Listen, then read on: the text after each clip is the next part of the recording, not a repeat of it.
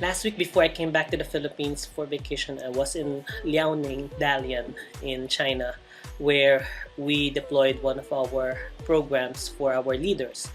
And we had Thunderbird School of Global Management as a vendor to deliver the program. It's our second module, and in that module I met Professor Elizabeth McDonald, who introduced me to another website that is very useful. In fact, 3 websites that she kind of like talked to me about. Before I use Harvard Business Review videos that I normally just look for in YouTube.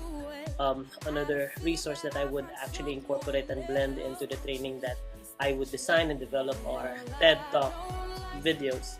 And so a lot of those are actually are blended, or when I make or create a design, I try to incorporate some of these videos that relate to the topics that we're designing.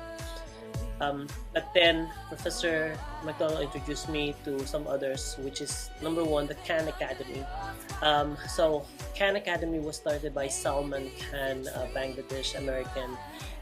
He started using Yahoo Doodle and creating this wonderful work for his niece, and eventually got noticed.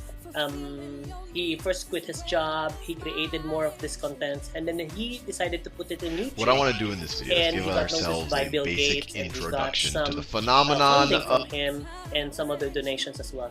So I would recommend for you to check and this out. light It's really is, cool. at least to me, nice. it And is there are mysterious, about because on 3,000 one level plus it really video defines our contents, reality. It's maybe the tutorials, most defining characteristic from of our simple reality. equations, mathematics, English, language, grammar, etc. So you would be able to find them here. That's www.khanacademy.org. And then another resource which I also found very interesting is this one from Bill Youngdahl. And Bill Youngdahl also has the same concept, and he puts his content on YouTube. But it's at a high level though. Probably his content could be used more in the business as well. So I also want to recommend and for you to just check this out. I'm sure you'd also find him very interesting.